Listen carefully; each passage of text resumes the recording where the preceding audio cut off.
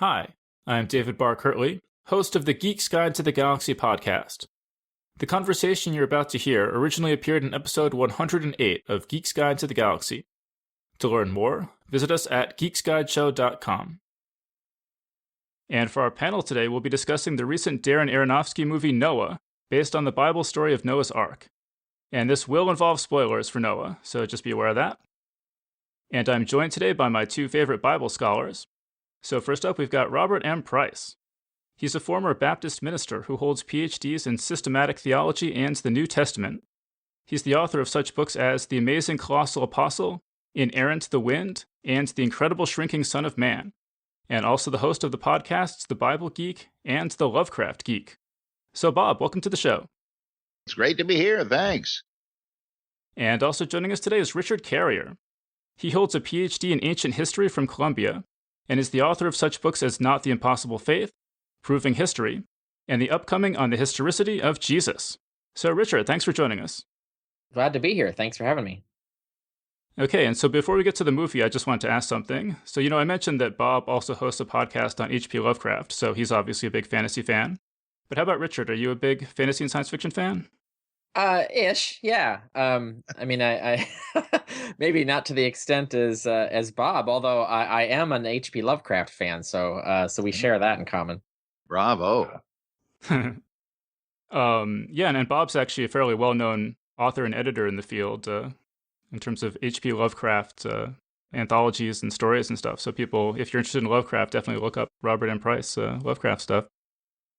But so do you guys see a similarity between Bible studies and fantasy and science fiction? I mean, I've never been religious. And so when I go to see a movie like Noah, I kind of go into it with the same mind frame as I would go to see Clash of the Titans or something. It's sort of just another fantasy movie to me. Is this different for you guys, being former Christians and Bible experts and stuff like that? Well, I do look at it exactly like Clash of the Titans, which I thought was terrific, and I love Noah too. And I couldn't help but think that all the people screaming about how unfaithful to the Bible this movie is, if there were a sect of literalistic believers in the Olympian gods, they'd have been screaming the same way at the other movies. And they don't own the copyright on this stuff. And nobody ever said it was supposed to be an exact transcript of the Bible any more than Lord of the Rings is going to be exactly like Tolkien's books. Yeah, well, I mean, I can look at it from the perspective of, like, how faithful is it to the original? The same way you would do, like, if someone made a movie out of a book, like a novel or something, like, Harry Potter films, you can talk about how they deviate from the text. But it's understood that people do that. But I can also approach it like, just forget all of that and say, like, if I knew nothing about the Bible or the history of Judaism or any of that, and I saw this movie, I would think it was a pretty cool movie. It's like, this is, like, massively creative. Like, who thought of all this stuff? Although I would have some nitpicks about the aesthetics, that sort of cinematic issues. I think some of the characters were poorly developed, for example. There are aspects of things like that. And there were certain cliches in it as well that are a little eye-rolling. But so I could critique it as a film in its own right. I'm not, like, offended that it reimagines the story. Although it's interesting that a lot of there's two different kinds of changes he made. I mean, one are changes that are actually based on the Apocrypha, like actual Talmudic legends and things like that the Jews had, because it's something the Christians assume they own this story, but it's really a Jewish story. And the Jews had their own books and other writings that aren't in our Old Testament, where they talked more about the story and had their own speculations and stuff. And he actually includes some of those in this, like, explicitly. So he actually went outside the Old Testament, looked at other Jewish literature about the Noah story and included it. But then he also made changes that I think were very curious. They're almost a way that he's daring Christians to repudiate the movie, because by doing so, they'd be repudiating their own gospel. And I could talk about that if you're interested. I have a particular theory about certain things he did to the storyline. Oh, I'd love to hear that. Yeah, no, let's definitely get into that in a bit. I guess just first of all, do you guys have any other thoughts? Just how much did you enjoy the movie? Just as a movie, what kinds of things did you like or dislike about it, leaving the Bible stuff aside for a moment? Well, I thought they did a really fine job of intricately plotting the thing so that earlier scenes were followed up by later ones in ways I had not suspected. And looking back, you could see these little narrative seeds planted, almost like Noah planting that seed from the Garden of Eden. And the various items in it I thought were striking and really interesting, like the idea that Tubal-Cain became almost a surrogate father for Ham. Which is kind of interesting since Genesis implies Noah and Tubal-Cain are brothers. I don't think they mean to, but they're like the two different sources having to do with the children of Lamech, and one of them has Lamech's three sons, Mike, Robbie, and Chit. No, I mean Jubal, Jabal, or however you say it, and Tubal-Cain, and the other has Noah as Lamech's son. And if they'd have been able to make that connection in the movie, that would have been even stronger, though there's a good reason they switched Noah to Seth's line, I think. And that, as Richard says, involves apocryphal pseudepigraphical material because they're drawing on Sethian Gnosticism, as we find it in the Nag Hammadi texts, that humanity was divided into the Sethian and Cainite lines, and that when I think it's Ham says that we don't have kings, whereas Tubal-Cain brags about being king. Well, that reflects directly the Sethian self-designation as the kingless race. And they wanted, I think, to explain, or at least account implicitly for why Noah was not among the wicked. Well, because he was part of this pure, enlightened race. The Bible doesn't make that connection, but it makes sense in the film. So even there, the characterization of Cain was really interesting. It was almost like in the Star Trek episode where Kirk is divided into two by a transporter accident. You have the pacifistic but indecisive good guy, and the animalistic, lustful but courageous bad guy. And you kind of had two sides of the same character there. Mm-hmm. Well, I guess maybe, Richard, maybe we should get into this. What from this movie is purely invented by the filmmakers? What's from the Old Testament and what's from the Apocrypha? Oh, gosh, that would be too much to discuss. But something to give you an example of something that they got from the Talmud, for example. And I noticed a lot of people were asking about what's this Sohar mineral that they're talking about that sparks and causes light, and even has at one point has a gun. The Tubal-Cain shoots a gun with it. Mm-hmm.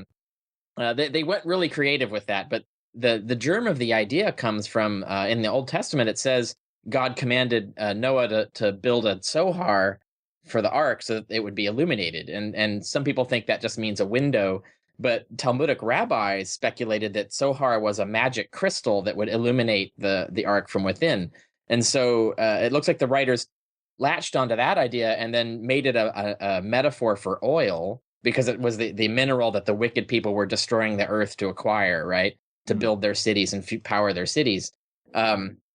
So that idea that it was a mineral that the people were seeking, and so that's an invention of the writers of the film. But the germ of the idea comes from Talmudic legends about the Noah story, this idea of this magic crystal that would illuminate the ark. Yeah, well, I mean, this idea of these wicked people destroying the earth is certainly a major feature of the story. And this movie, I had never imagined Noah's time as being like so much like Mad Max. I mean, that's really what it made me think of, right? What do you guys think of the way that the filmmakers chose to use this really post-apocalyptic science fiction imagery, I think, to portray this time? Well, it's a neat idea because it's funny because this brings up a question that relates to your question earlier about how they changed the text and how they borrowed from things.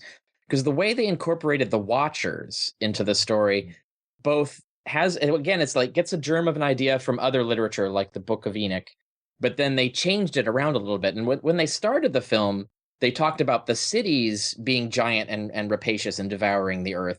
And so I thought that they were and the Watchers taught them how to build the cities and stuff. So they were implying at that point that the Nephilim, who were the children of the Watchers and Earth women, according to the Genesis, the Watchers came down and had sex with Earth women and created the Nephilim, who were these immense giants who were hundreds of feet tall and were devouring the whole environment and devouring people and everything.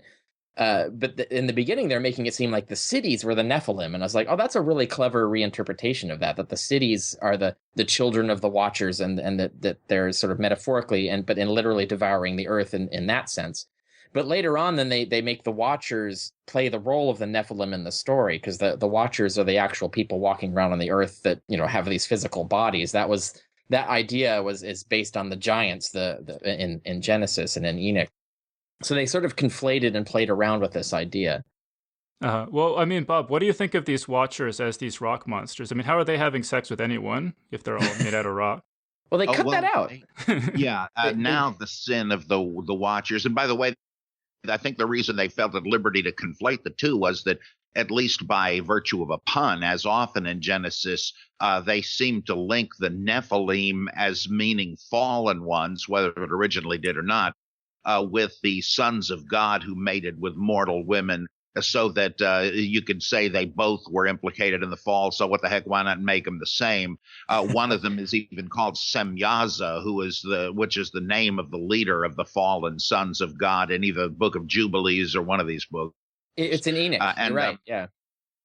And I thought it was real. Oh yeah. So they were originally seraphim, these flaming angels. And their sin was really more like Prometheus, that they took pity on the fallen Adam and Eve and tried to help them in their mess of a situation. And God apparently didn't feel that they were entitled to the help, and so he cut them off and imprisoned them in the rock bodies. Well, that I don't know if there's any biblical or apocryphal basis for that, but it does kind of reflect the Kabbalistic and Origenist view of Adam and Eve as originally having bodies of light and then being incarcerated in physical bodies after their sin. And so I guess they figured, well, the same sort of a thing when the Watchers fell out of God's favor, he incarcerated them too in these bodies of stone. And I love the idea. Now, it's a big, big thing in the Testaments of the 12 Patriarchs, the Book of Jubilees, First Enoch, and so on, that the Watchers did give humans help, but rather dubious help, because they taught women the use of the seductive and cosmetic arts and taught men the use of weapons. And so they apparently thought this was a good idea, and it backfired. And so they worked into that this fantasy notion of like an ancient pre-Diluvian Atlantis-like advanced technology. And as to the despoiling of the earth, that kind of makes sense, because Aronofsky's making the punishment fit the crime. Why is it necessary for the earth to be wiped clean? Well, the earth had been destroyed, they infer. Otherwise, God could have just sent them a bunch of poison lunch buckets with the children of Israel. But no, the earth has to be renewed like by a cleansing baptism. So I didn't think this was a painful import of some anachronistic environmentalism. It made loads of sense to me. Yeah, indeed. And also because, the Genesis story actually says that the Nephilim were destroying the earth, that they were consuming everything. So it has a biblical basis. But also in the Book of Enoch, it does say that the Watchers for their crimes are imprisoned in the earth, meaning a pit or something. But you could see how you could sort of play on that. They're imprisoned in earth, meaning rocks. The rock bodies. But also I found it interesting because it had this D&D, this Dungeons and Dragons connection, because what they looked like were elementals, right? They looked like earth elementals. Yeah. And the elementals were actually equated with the demons that were the ultimate children of the descendants of the Watchers in the New Testament, because it's Paul warns against worshiping the elementals, right? And so so it does all. I mean, it's a very clever way of using all of these different ideas and then coming up with a way to make them fit into their own particular story. So it's the sort of an amalgamation of their own ideas with these germs of these other ideas from other literature about the Noah story and about the cosmology and all of that. Well, I mean, Bob mentions this. Was it necessary for God to drown everyone? And certainly coming from my perspective as not being religious, this just seems like a horrific thing to do, right? And however bad these people may have been, drowning just seems like a cruel and unusual punishment, right? I wonder, do you think that God is portrayed as a sympathetic character in this movie, or is he sort of more of a villain in this movie? Oh, that's interesting. I didn't really think of it in those terms, but what I mentioned before that I think some of this is designed to dare Christians to repudiate the movie in order to repudiate their gospel. Because there's two things to give an example of that is in the Apocrypha, the Jewish Apocrypha, the Watchers burn in hell forever, right? But in the movie, and this is a spoiler alert, they ask God for forgiveness at a key moment in the film, and they're forgiven and they get saved, right? Now, what is that? That's the Christian gospel, right? So they actually made the story more Christian. And so for the Christians to repudiate the story because it went off text is to really force Christians to expose the fact that they're bibliolaters, that they're worshiping the Bible, not the gospel. So I think that's a rather clever thing to do, because it kind of exposes a Christian as caring more about the literal word of the Bible rather than the actual meaning of the gospel and what they should be doing. And that's the other thing about Noah being, advocating a lifestyle of, poverty and simplicity and nonviolence, mostly. He does engage in some violence, which is more of a Jesus-like lifestyle than would normally be portrayed. But the key thing, though, is when Noah is going to kill the babies, because he thinks it's God's will to end the human line. And so he's got the knife poised above his granddaughters to kill them as babies. And he stays his hand, which of course is a sort of play on the Abraham and Isaac story, right? But that's another example where they took an idea from another story and sort of incorporated it into this one, but another story in the Bible. So it's not, unrealistic in that sense. But the key thing is in the Abraham and Isaac story, Abraham was totally gung-ho to kill Isaac, right? He was going to kill him, but God stopped him and says, no, I was just kidding. You don't need to do that. You just proved your faith by the fact that you were willing to do it, which is a horrible lesson, right? It's teaching someone that you should be willing to take human life in the name of God. That's like an awful lesson to teach. And yet that's the lesson that the Bible teaches. But what the writers of this film did is they have him stay his own hand because of love and compassion, right? So he has his own mercy and he just can't do it, right? It's an interesting message to have. I mean, apart from being more Christian again, it also contrasts hugely with the fact that God murdered millions of babies, and compassion and mercy and love did not stop him, did not stay his hand. So you have Noah here actually being more compassionate and a better person, despite being the crazy fanatic that he was, than God. And I think that's contrast between that scene and the scene where they're sitting in the ark. I think they're even eating dinner or something while all the horrible screams of the people dying outside, right? So it's that contrast between God's lack of mercy and compassion and Noah actually exhibiting mercy and compassion is something they added to the story. That's something completely invented, but it's a story that Christians should actually get behind. That's like an improvement on the story in terms of the message of Noah refraining from violence out of love and compassion. That message is not in the Genesis story. Brian Mattson, who is a theologian somewhere, we went to the University of Aberdeen. He did an interesting critique of the movie, which he dismisses as heretical, but it does a decent job of ferreting out some of these ancient non-canonical sources. He understands God to be the Gnostic demiurge, and that Noah is correct in discerning God's intent to destroy humanity. And I'm not sure. I don't think Aronofsky meant to go quite that far, because there are these broad hints that from what Methuselah and then Naamah, I believe her name is, say that, God did choose Noah to safeguard the animals and all that. And he must have known what Noah was made of, implying that God intended on somebody who would save the human race. And also there is this sensitivity to the outrage of killing all of these people. I mean, is every one of them bad? Was it like the orc army in Lord of the Rings? They say no, because at one point Noah's wife says to him, "I was able to forgive you for the deaths of all these people," as if it was his fault. But this killing the two babies, I won't be able to forgive you for. So there's that sensitivity that, hey, this is a little rough. I remember once when I was a pastor, two odd things that this reminds me of. Years ago, I did a sermon called The Gospel of the Nephilim. And it tied in this story with the New Testament in some bizarre way. But the other thing was, during a service, and the youth choir sang this grotesque song about the flood story, and it centered on God putting the rainbow in the sky, and the song was titled Rainbow Valentine. And I shouldn't have said this, but I got up and said, boy, with all these people getting killed, you should have called it Rainbow Epitaph or something.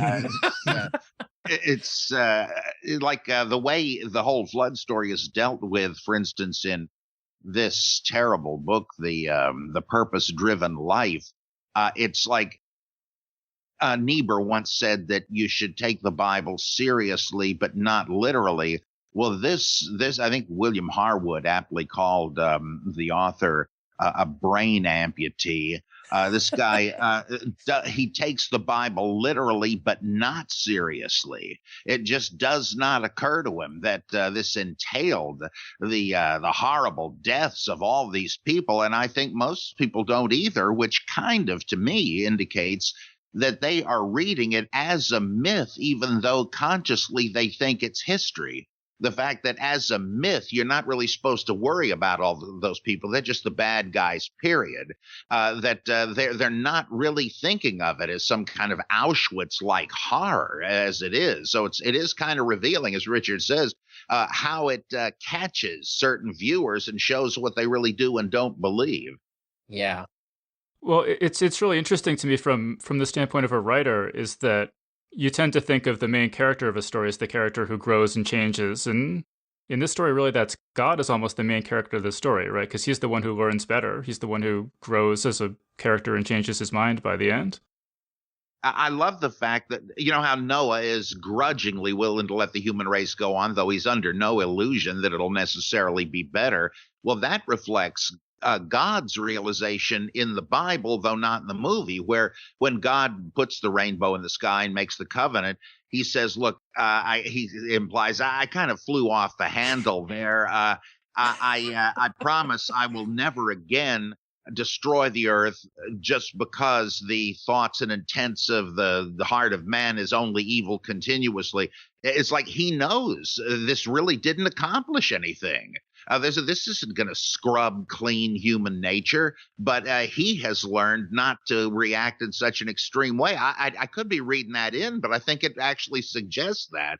And God remains silent in this movie pretty much, except Noah has visions. He takes his being from God, but it's Noah himself who undergoes the growth that God does in the book version. Yeah, indeed. Although I disagree with the God learning that particular lesson in Genesis story. In the Genesis story, he actually says, I'll never again destroy the world with water. Yeah. Right. And that's why apocalypticists now say, oh, he'll use fire next time. Yeah. Yeah. So I think it was more of that kind of thing. But yeah, in terms of the movie, God is a very mysterious character. You don't really know what he's on about. And that's the whole thing, is like it's open to interpretation. It's just like a statue. You're not sure what he's thinking or how much he's playing a role in all of this, or how certain characters' interpretations are actually reflecting God's actual will. I think it's interesting as science fiction to do that, to leave it like really uncertain, like you really don't know. And that's a powerful effect. And I think it's not so much a question as it's a problem we can solve. It's more of it's a little frightening that we can't solve it. And that's kind of part of the message, I think. Uh-huh. Well, I mean, speaking of science fiction, one thing that kind of seemed like science fiction in this movie was that Noah has this magical snake skin thing that he wraps around his forearm that I took to be the shed skin of the serpent from the Garden of Eden. Right. What did you guys make of that artifact? I looked into it. I couldn't find where that came from. So I think it's something that they made up. But why they made that up, where they got the idea from, maybe there's some germ in the literature, in the Apocrypha, that they're basing that on that I just didn't find. So I'm not really entirely sure what the idea of it was, although it was interesting. I did see one commentator point out that it contains some sort of wisdom. And you notice that in the beginning, when Noah's father wraps it around his arm and is about to touch Noah and sort of confer to him whatever magical power it had, he never actually completes the touch. He's killed before that happens, and Tubal-Cain steals the serpent skin. And it's only later at the end of the movie, when Noah finally reacquires the skin and then touches his son, that whatever it's supposed to transmit is transmitted. And this commentator was thinking maybe that had something to do with some sort of wisdom that was supposed to have been conferred that Noah lacked during all the intervening part of the story. And it's only when Noah is able to wrap that skin around him that he's like freed from his drunkenness and his fanaticism and actually becomes a more wiser man. It seems to be that they were doing something about that, like that's part of what they were doing with that, but I'm not entirely sure, and I don't know where they got the idea from. Me neither, though. I find I think you're right about the wisdom angle. That seems to be the case, but it's odd that it didn't originate with Tubal-Cain rather than Noah. I mean, that he hadn't had, well, that the Cainite line had not had traditional possession of it, since there is this fascinating story attested various places in the ancient world that Cain was the offspring of Eve and Satan, and so he would have been the half brother of Seth and Abel, and that this is why Cain was a murderer.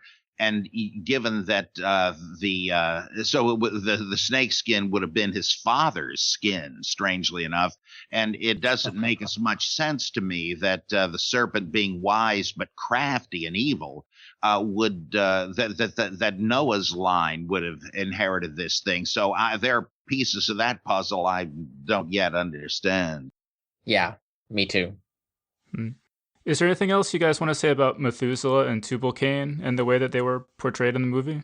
Well, I could inform your listeners that you might wonder, like, if you're seeing this movie and there's this scene in the beginning where they're doing like the past story, and Methuselah thrusts a sword into the ground and like it like vaporizes like 1 million people, right? And like, where on earth did that come from?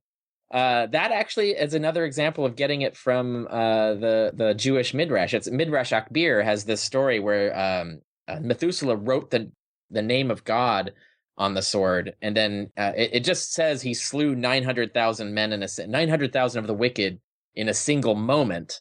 And of course, it doesn't say exactly how. So they sort of interpreted that as, thrusting the sword in the ground, and this sort of fire blast just annihilated 1 million people in one go.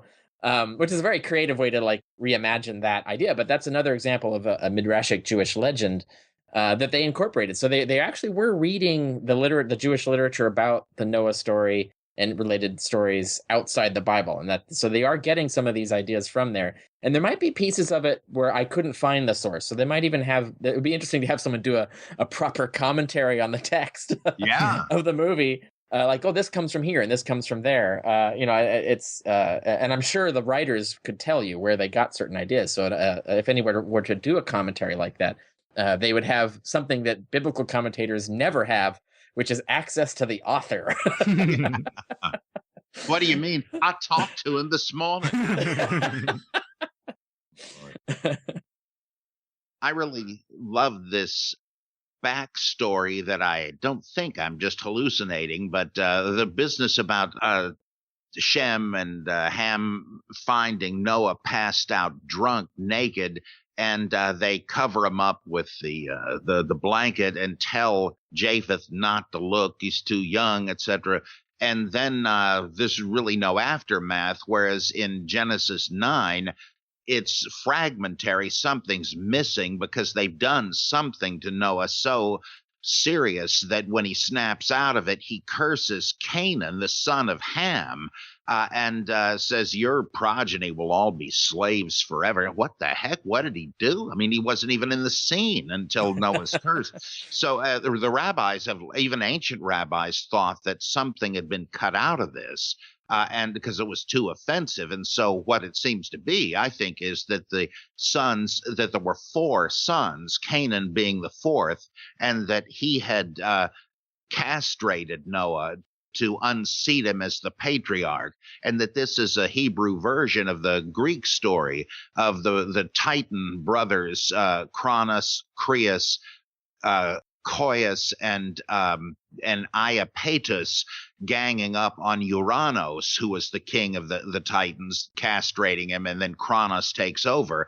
Well, the big clue is that Iapetus, it was the Titan worshipped by the Philistines, and it's the same name as Japheth, hardly as different as Carl from Charles. But also Ham is most likely Baal Hammon, who was called Kronos by the Greeks, and so you have 4 brothers originally in both, I think.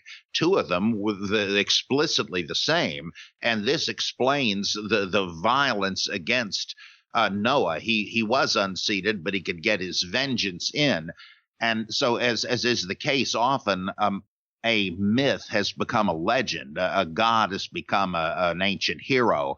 And I think that's what happened. And what is now, why did they not have the violence and the curse and so on? Well, they switched it to Tubal-Cain, who, unlike in the Bible, stowed away on the ark, which I thought was brilliant. And he ambushes Noah and tries to kill him. But then Ham kills Tubal-Cain to save his father. Well, what they did was to take 2 variant versions of Cain that appear in Genesis and switch them around, because Cain is also the same as Canaan in Genesis 9, and the same as Tubal-Cain, because these are different tellings of the same story. Cain kills his brother Abel. Tubal-Cain creates the weapons of iron and bronze that Lamech uses to kill one of Tubal-Cain's brothers, Jabal, like Abel. And so you have the Cain and Abel story twice, and in a sense, even a third time. So what they've done is to switch Canaan, one alternate version of Cain the murderer, with Tubal-Cain, the other one.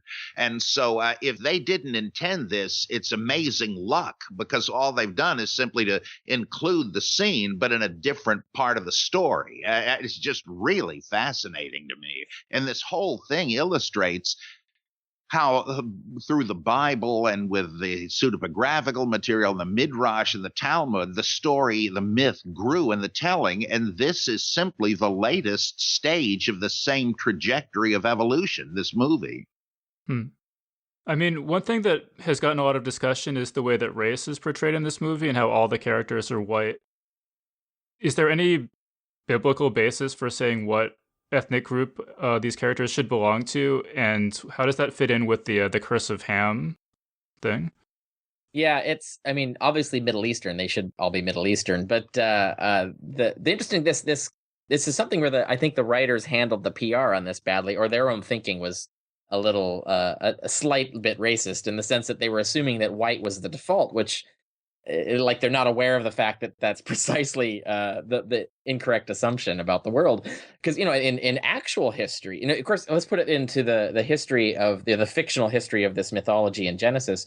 Other races don't exist yet, right? Because all the other races, the Asians and blacks and all of those people, are descendants of Noah, right? Because those races don't even exist yet.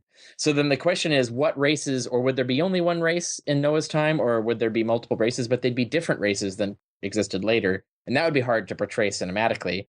So it would make sense to have them all one race. But the thing is, it's a Christian and Jewish conceit that the original people were white, when we know scientifically the original people were black, and that white people were developed later, right? So if I were doing this movie, I would have really pissed off the Christians by making everybody black. Well, though Make the Noah Genesis, black, you know? doesn't the Genesis writer assume that they're all Semites, basically? Oh, sure. Because Yes. the Yes. names, even Shem, the father of the Semites, Ham, the father of the Hamites, which they thought included the Egyptians and all that. Because when you get to the table of nations, where it specifically says which son of Noah eventually gave rise to this and that, it's like they never heard of the Far East or Sub-Saharan Africa, much less the Western Hemisphere. So they were explaining the world they knew, and just naively thought that was it. As to the Cain's curse thing, I believe that at some point there was a rabbinic distortion of this story, kind of like the Book of Mormon, where Cain's descendants are to be black because it's somebody's using it to justify, legitimate enslaving blacks, just like Southern Presbyterians and others thought at the time of the Civil War. But as I understand it, that part of the story is trying to legitimate or by way of a false prediction, a prediction after the fact, of the Canaanites being enslaved by the Philistines, the Japhethites, and the Israelites, the Shemites, and that because it says that they will intermarry, but that Canaan's descendants or Ham's will be their slaves. Well, that's kind of what we see happening in the book of Judges with these stories about Samson, who's an Israelite, shacking up with Philistine women. And then, of course, in Joshua, the extermination of most of the Canaanites, but the enslavement of the Gibeonites, one tribe of them. So there it is kind of ethnic, but not in the same way. It doesn't involve sub-Saharan Africans. I don't think. It was just typical opportunism. You make the Bible into a ventriloquist dummy. Yes. Yeah, absolutely. Yeah, the idea, the connecting the Ham's descendants with black people, that is definitely a much, much later development. Comes after the Age of Exploration, when the whole idea of the difference between white and black people was created, because that wasn't even really a thing until the Age of Exploration thousands of years later. And so, yeah, you have two different possibilities here that you could work with. You could work with the conceit of the original authors, who were very ignorant and had their own sort of very ratiocentric view of how the world worked before them. Or you could try to subvert that by combining it with what we actually know scientifically. And it's interesting, in the movie, you notice that they play around with having the creation story in Genesis kind of map onto the scientific reality of cosmology and evolution, right? Because they even come just one, like literally one film frame short of suggesting that people evolved from apes, right? They cut the story short, like immediately the little backstory there right before that happens. But they try to make it all fit science history. So they could have done that in the story of the film. They could have done that by making everybody black, for example, or making everybody ambiguously racial, right? By hiring a bunch of people who you can't really tell what race they are.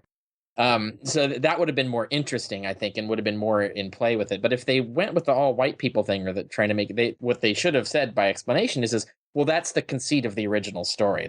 They'd had no concept that, and the time of Noah, that there would be anybody but Semites. Like Bob says. So that's the way I would have explained it had I made that decision, although I think I would have made a different decision for the film.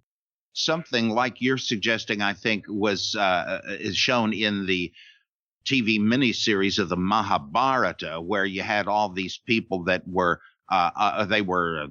one kind of, India is incredibly diverse ethnically anyway, but they're all Indians originally, supposedly, and even of the Bharata clan, so they would probably be the same ethnicity, but they figured really this thing is intended to show people as people in a microcosm. And so they didn't have any compunction about having obviously different ethnicities cast as the different Bharata clansmen, and because this is really about human nature, and I like that. Or in Thor, the fact that Heimdall is black. I love that actor, Idris Elba. Wait a minute, aren't these the Viking gods? Well, yeah, sorta, but the whole idea is we are the people. These are the gods. So it's not really a problem showing the diversity. So they could easily have gone that route. Yeah. How about this idea that all the animals in the ark were sort of in suspended animation for the whole trip? Answers in Genesis. That's pretty clever. Might as well use it. Well, I actually checked this, and that, not the use of an herb, that makes sense, within the context of ancient biblical mythology, that you would have an herb that would do it. But the idea that the animals were put to sleep, they were put to sleep by God, according to Answers in Genesis. But the young Earth creationists in their website, Answers in Genesis, where they try to answer all the attacks against the Noah story. And one of them is how on earth could Noah have fed the animals? And how would they clean the ark of all the horrible feces and urine? And how would they keep the lions from eating the sheep? It's like there's a lot of big problems. And so a lot of these problems can be solved by just saying, well, maybe God just put them all to sleep. And so that's actually a modern fundamentalist idea. So it would be amusing to see a Christian bibliolator who insists on the text being accurately portrayed in the movie object to this, because it would be them objecting to their own apologetic. Yeah, they don't mind adding all kinds of crazy things as long as it'll pull the fat out of the pot. Right. Yeah, it's a good point. Absolutely. What I'm surprised is, given the incredible number of animal species and there not being nearly enough room, is that they don't posit that God used something like Brainiac's shrink ray that he used and to get the bottle city of Kandor to shrink. Oh, in fact, I think I have heard that without the Brainiac reference. That maybe he shrank them all down. Get out of here. Yes, right. Or the Ark is a TARDIS. Yeah, that's the other. I'm surprised they don't go there, right? Why not? See, I heard Darren Aronofsky quoted as saying that he sort of conceptualizes Noah as the first environmentalist, and some people have sort of said that this movie almost reads like a endorsement of vegetarianism or something like that. Oh, well, no, that comes right out of the Bible because That's true. They made a big deal about Tubal-Cain and his buddies eating meat. Well, according to the Bible, you weren't supposed to be eating meat, which doesn't mean people didn't do it. So they're figuring, well, that must have been one of the big sins. It's only after the flood that God says, okay, what the heck, you can eat meat, but it's very explicit. So Noah wouldn't, I mean, he wasn't like a Janist or something. He was just following the command of God in Eden. And this environmentalism, yeah, I think it is really great that Noah, in effect, becomes a sort of Earth first hyper-environmentalist, that the human race is a plague that must be destroyed if Earth is to be reborn. But finally, he says, I can't do that. I've got love for fellow human beings. That's a really interesting moral dilemma that more people involved in this ought to consider. So I thought it was, insofar it is modernizing, it made the movie genuinely meaningful, not just entertaining. Yeah, it's interesting. Also, especially that let's emphasize that one point that this aspect of Noah that they're talking about actually just emerges naturally from the text itself, of the Bible, because like Bob says, that does actually say that the commandment to eat meat did not get issued until after the flood, right? So it actually says that Noah's family ate vegetation and stuff, and there's no mention of them eating animals. So that actually fits the text. It's the idea of eating meat came later, so that the vegetarianism actually emerges from the text. And also this idea of environmentalism also does, because it was the wicked people and the Nephilim who were devouring and destroying the earth. That's actually in the text. It says that, and that's one of the commentaries against them, was this environmental destructive aspect of it. That's in the text. And so if you're going to have Noah in opposition to these people, it naturally, the natural inference is that he would be on the opposite side of that idea of destroying the environment, and therefore be in favor of protecting the environment. So that interpretation naturally emerges from the Bible text. So there really isn't any legitimate reason for Christians to be in outrage over that aspect of it. It pops up on the other end of the Bible, too, in Revelation, when the big judgment is about to strike. It says, now it's time for vengeance or judgment upon the destroyers of the earth. So it's not some alien concern being read into the Bible. That's right. Well, so, I mean, it sounds like you guys are both, very positive about the movie and feel that it's pretty true to the Bible story. What do you make of the Christian response overall, which, so my impression is that it's been pretty hostile? Well, it's bibliolatry, right? They're worshiping the Bible. They're treating the Bible as an idol that you can't deviate from the text. That whole idea is misplaced values, right? Even within their own worldview, it's misplaced values. Yes, obviously the movie deviates from the Genesis text in many ways. It adds things, it changes things. But reimagining the mythology, because the mythology is, it's designed to convey a point, right? It's not about the literal historical fact of it.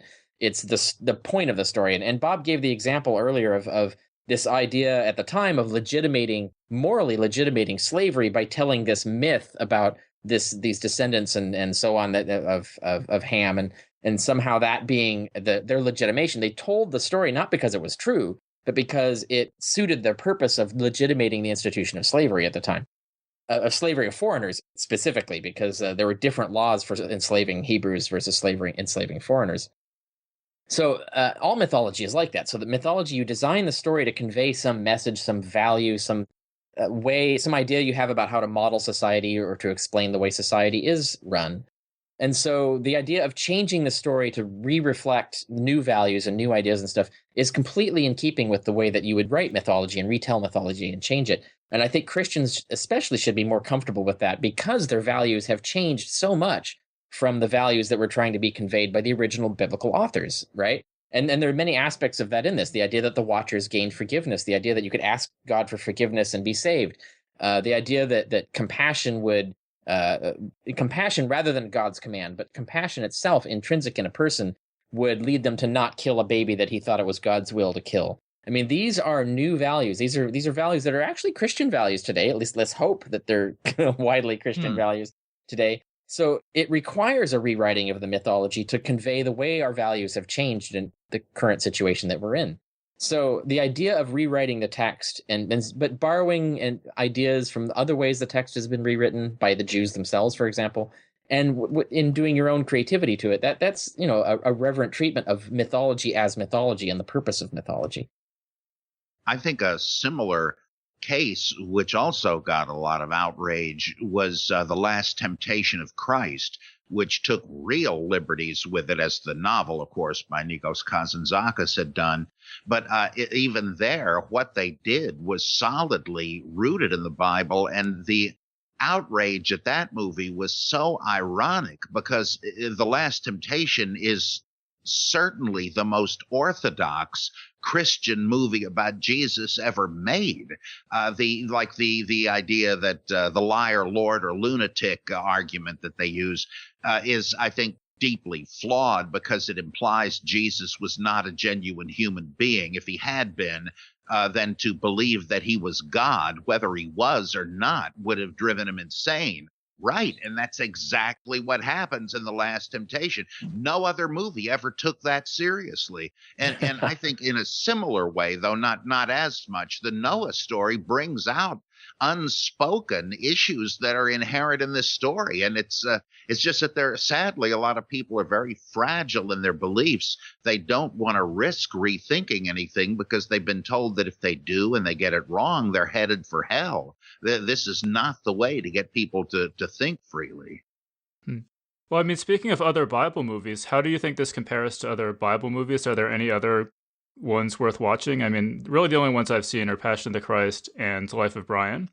I'm a big fan of Life of Brian, but... Oh, yeah. Did I say something? That would be my favorite, too. Throw him to the ground. Yeah, that is a great I got to be watching.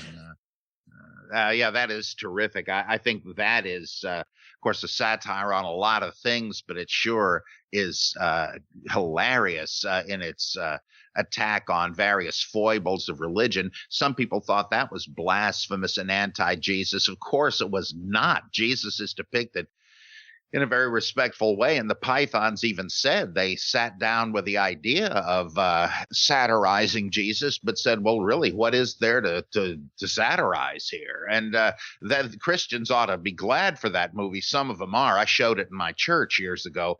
The other one, the Gotha Chainsaw Massacre, I've never seen. I've never been able to bring myself to. You guys? What do you guys think of that one? I didn't see it either. Oh, I mean, it's an okay movie, but I mean, I guess I first became acquainted with both of you guys in from the Brian Fleming documentary, The God Who Wasn't There. And in that movie, he has a minute by minute breakdown of that movie, in terms of how many acts of violence there are in each minute of it. And there's almost I think there's 4 minutes in the movie or something that don't have an act of violence in them. It's a really, like you say, it's a Chainsaw Massacre sort of movie. Right. Yeah. Now that's ironic because this is another one where they said, oh, this is going to be strictly by the book, just right out of the Bible, when in fact it isn't. It's based on Anna Katharina Emmerich's The Dolorous Passion of Our Lord Jesus Christ, this visionary hallucinating nun who was bedridden and came out of her fever dreams. And she wrote this huge, long novel with a whole lot of the detail. And Gibson, who's an ultra-conservative Catholic, was basing the movie on that, not the gospel text immediately. Yeah, I'd be curious. I don't know if you've seen a lot of these movies, Bob. Has there ever been a movie depicting the gospel in which everything is depicted, like the cursing of the fig tree and the Gadarene swine, like killing 2,000 pigs. Because I would love to see a movie that actually took the text so literally that it actually shows Jesus casting demons into pigs and these 2,000 pigs rushing into a lake and drowning themselves. I don't know if any movie's ever portrayed a scene like that, but that would be And amusing. none that I've seen. Yeah, that's a good point. And then Jesus could turn to the camera and say, "Well, I guess that's deviled ham." But you're right. That would be fascinating. But that kind of thing, nah, we'd rather just have him healing people. Yeah. All right, I have a listener comment I want to read. So Anthony James says, I found it interesting that the Cain descendants were able to achieve industrial machinery, but that it did not occur to any of them to build a boat themselves. He says, I'm not certain this is a plot hole either. Aronofsky seems far too deliberate and detail-oriented to simply forget about something like that. My guess is he was trying to make a statement about the application of technology. Yeah, but what do you think about this idea of Tubal Cain's people being able to make rocket launchers but not boats? This is sort of like the professor in Gilligan's Island. You know, the guy can make a radio out of a coconut, but he can't patch the boat. It may be, though, that he's taking the Eden creation story as the basis for this, where it says that it had not yet rained, only a mist went up from the ground. Is that supposed to tell us, is that supposed to imply that there had never been a rainstorm before this one? I don't know, but I mean, it does say the windows of heaven were built into the thing for rain originally, but Genesis might be implying it had never rained because there was no rainbow yet. God places his war bow in the sky to indicate the war is over, and that's the rainbow. So they may be hinting that they hadn't sailed anywhere, they didn't need to, and because they had all these resources there, and they'd never had a flood before. Yeah, they I guess I can't recall, but they never show an ocean or a lake or a navigable river anywhere, I don't think, in the movie. Yeah, I could be wrong, but I because there were a lot of scenes in there where they flashed through geography, but yeah, I mean that would be one thing, and yeah, I mean that would make sense if they'd never built boats before, for example, if they'd never had reason to, and you know the Jews weren't known as a seafaring race, so it would make sense within your conceit of the mythology that they wouldn't have ships yet, but. It also does make sense that oftentimes we have all this brilliant technology, but we don't sometimes think of the obvious thing, or we do something silly. We could have gone in a different direction. Like the fact that, for example, if you go back to like Middle Ages and stuff like that, there's lots of things that they weren't thinking of that you'd think, why didn't you think of that? Like, why did it take the West, 2,000, 10,000 or whatever years to figure out a printing press? It's like this. The most obvious way to copy manuscripts and images and maps and stuff, no one thought of it, and usually the Chinese thought of it, and it's obvious in hindsight. But there's a lot of technologies. The ancient Greeks knew enough technology that had they put the pieces together, we could have photographs of Julius Caesar and Alexander the Great, but nobody thought of it. Oh, you know what? I remember now. They do show because they show several scenes in the movie of the continents, which. Interestingly, are like Pangea. They're like really, really not like 4,000-year-old continental arrangements, but like 400 million-year-old continental arrangements. Yeah. So like they were showing the Earth like hundreds of millions of years before our time, which is interesting.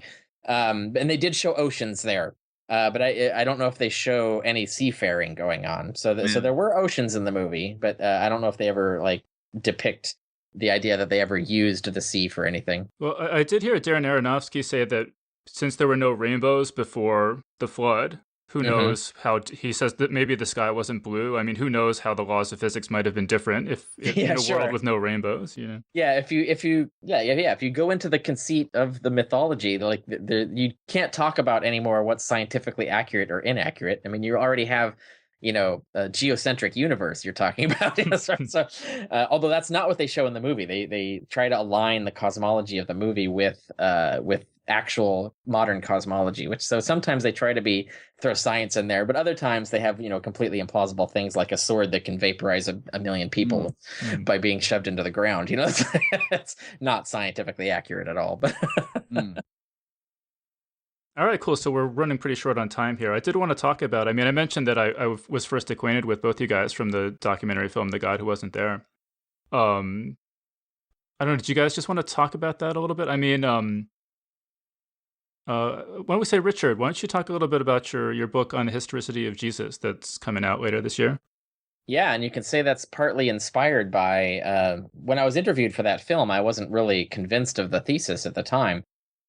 But since then, I've had fans support my work, and I've done a lot of research, and I am now pretty convinced that Jesus didn't exist, that in fact, the idea of a historical Jesus walking around Galilee was a later invention, came, but, a lifetime later, or maybe half a lifetime, or lifetimes back then. The average life expectancy was 48. So, and that's if you survive childhood.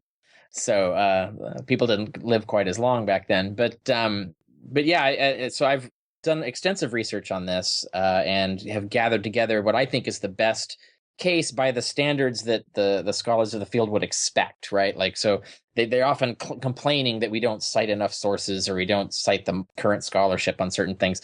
So what I've done is I've done that so that they can't use those excuses anymore, and assembled the best methodological case showing that if we look at all the evidence, it really is better explained by supposing that Christianity originated with Jesus being an angelic figure that people only knew through revelations, and that this idea of making him a man walking around Galilee was something they did to allegorize the myth, to create a mythology, to allegorize their actual soteriology, their actual theory of salvation, and so on. And that this actually makes more sense of a lot of the odd features of the evidence that otherwise is really hard to explain on the traditional theory of how the Gospels developed, for example, or how Christianity originated, for example.